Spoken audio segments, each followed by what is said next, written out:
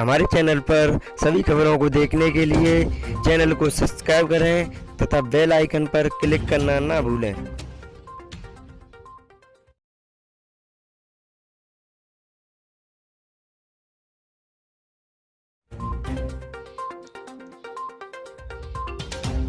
आज से modified lockdown पूरे राजस्थान में लागू किया गया है। मॉडिफाइड लॉकडाउन के बारे में लोगों की बड़ी उत्सुकताएं हैं और कई सारे टेलीफोन में प्राप्त कर रहा हूँ। आम धारणा ये है कि सभी बंधन और प्रतिबंधों से शायद मुक्त कर दिया गया। मैं स्पष्ट करना चाहता हूँ, मॉडिफाइड लॉकडाउन का मतलब घूमने की आजादी नहीं है। समस्त प्रतिबंध यथावत लागू रहेंगे, बल्कि और अधिक कड़ाई से पालना कराएंगे। केवल कुछ आवश्यक सेवाओं को इसके दायरे में लाया गया है, जिनको अब खोलने की छूट दी गई है। लेकिन लोगों को अनावश्यक रूप से बाजार में घूमने, सार्वजनिक स्थलों पर घूमने के बारे में जो प्रतिबंध पूर्ण में लागू थे वो यथावत लागू रहेंगे। और यदि इन प्रतिबंधों की उल्लंघन किया गया तो जरूरत पड़ने पर धारा 188 आईपीसी के तहत मुकदमे भी दर्ज किए जाएंगे। सरकार ने यह भी आवश्यक किया है कि कोई भी व्यक्ति बिना फेस मास्क के घूम नहीं सकता है बाजार में, और उसमें भी सजा का और गिरफ्तारी का प्रावधान रखा है और 2 साल तक की सजा उसको हो सकती है। तो मेरा आम जनता से आग्रह है कि मॉडिफाइड लॉकडाउन की व्याख्या सही रूप से समझें और ये समझें कि इसका मकसद तो कुछ व्यापारिक व्यवसायिक गतिविधियों को, उद्योगों को पटरी पर लाना था, ताकि अर्थव्यवस्था में जो ठहराव की स्थिति है उसको दूर किया जा सके। मॉडिफाइड लॉकडाउन के माध्यम से किसी प्रकार की घूमने की आजादी देने की मंशा सरकार की नहीं। रमजान और अक्षय तृतीया के 2 महत्वपूर्ण त्योहार अब आने वाले हैं। आम लोगों में इस बात की उत्सुकता होगी कि मॉडिफाइड लॉकडाउन के बाद उनका क्या स्टेटस रहेगा। मैं स्पष्ट करना चाहूंगा कि पूर्व की भांति जो एडवाइजरी जारी की गई थी और जो निर्देश प्रतिबंध जारी किए गए थे यथावत लागू रहेंगे। धार्मिक आयोजनों पर पूर्ण प्रतिबंध रहेगा। धार्मिक स्थलों पर जो प्रतिबंध पूर्व में लागू किया गया था कि मंदिर, मस्जिद और अन्य स्थानों पर, सार्वजनिक स्थानों पर व्यक्ति इकट्ठे नहीं होंगे, वो प्रतिबंध यथावत लागू रहेंगे।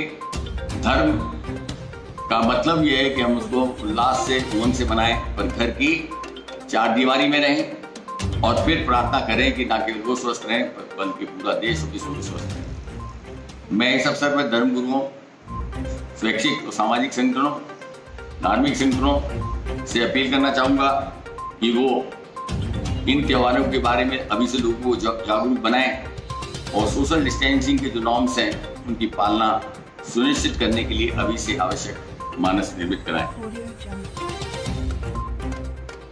एक बहुत महत्वपूर्ण सवाल है कि क्या लेबर जो अन्य राज्यों में फंसी हुई है या अन्य जिलों में फंसी हुई है, उनका क्या होगा। राजस्थान की जो लेबर अन्य प्रांतों में हैं, उसके बाबत अभी तक कोई निर्णय नहीं हुआ है। माननीय मुख्यमंत्री महोदय के द्वारा प्रधानमंत्री महोदय को पत्र लिखा गया है, उसमें जो भी आवश्यक आदेश प्राप्त होंगे उसके अनुसार ही कार्रवाई होगी।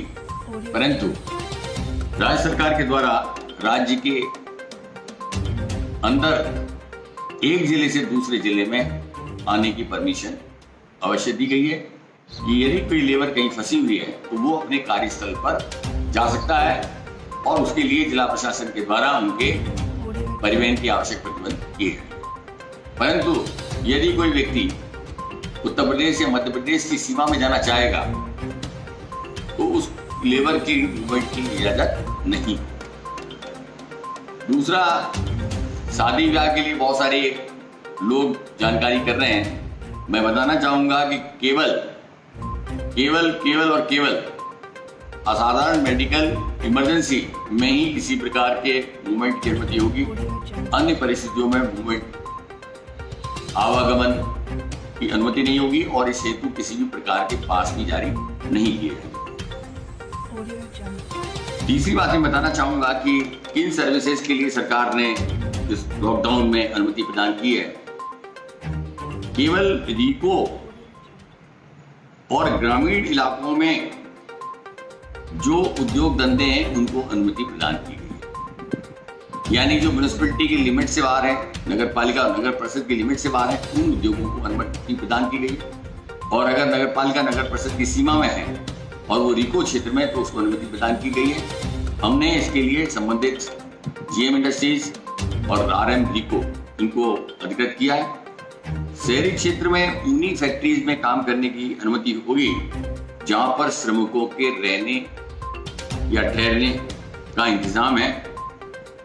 शहरी क्षेत्र में आबादी के बीच स्थित उद्योगों को अभी प्रारंभ नहीं किया जा सकता। जिन उद्योगों को शहरी क्षेत्र में हम अनुमति देंगे उनमें दो बातें होंगी कि रहने का इंतजाम उनको करना पड़ेगा और वाहनों से आसपास के कॉलोनीज और गांव से लाने के लिए परिवहन की व्यवस्था करनी पड़ेगी। तो ये मॉडिफाइड लॉकडाउन में मूल रूप से अर्थव्यवस्था को पुनः पटरी पर लाने के लिए कुछ उद्योगों के संचालन की अनुमति प्रदान की गई है। धौलपुर के परिप्रेक्ष्य में देखा गया है तो चूंकि यहाँ पर ज्यादातर उद्योग फूड प्रोसेसिंग से संबंधित थे, तो उसमें डेयरी है, आटा मिल, बेसन मिल, दाल मिल, ऑयल मिल, इनको अनुमति पूर्व से ही दी गई है और संचालित हो रही है।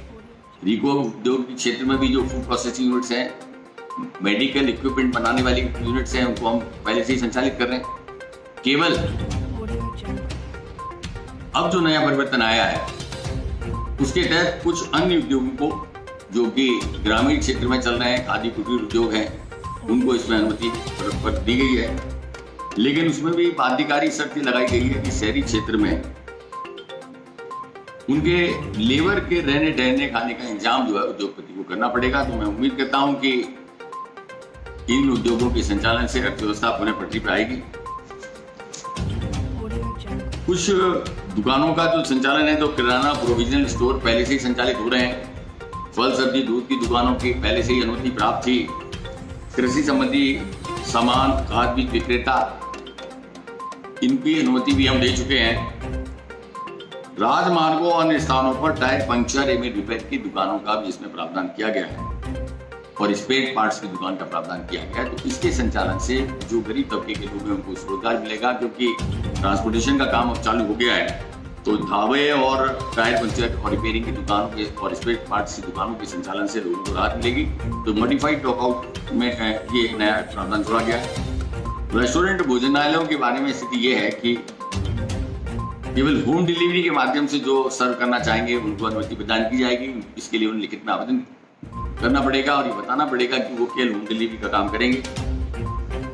एक जो लॉकडाउन में जो नया जो परिवर्तन आया है कि electrician, plumber, motor mechanic, carpenter, मोची और धोबी,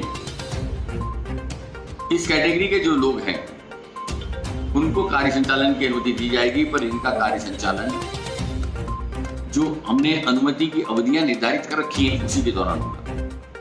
मतलब धौलपुर में शहर में 8 से 11 का जो समय निर्धारित है और ग्रामीण क्षेत्र में 7 से 11।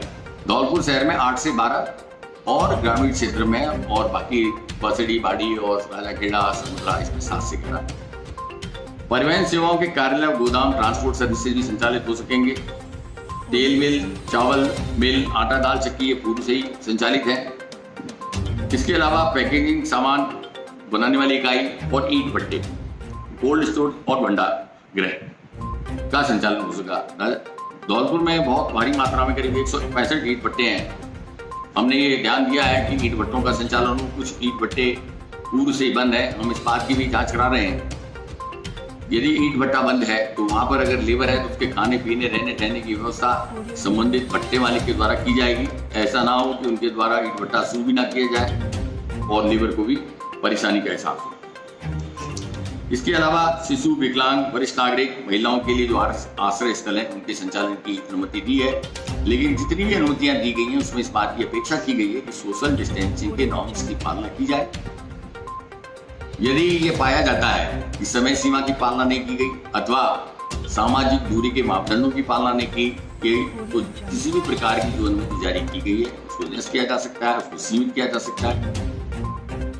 मैं बताना चाहूंगा कि कल बाड़ी में कुछ कोरोना के हमारे जो फाइटर्स हैं उनके साथ कुछ विशिष्ट लोगों ने संघर्ष किया, उनके खिलाफ मुकदमे दर्ज किए गए, कठोर कानूनी कार्रवाई, दंडात्मक कार्रवाई उनके विरुद्ध की जा रही है। 5 दुकानों को सील किया गया है।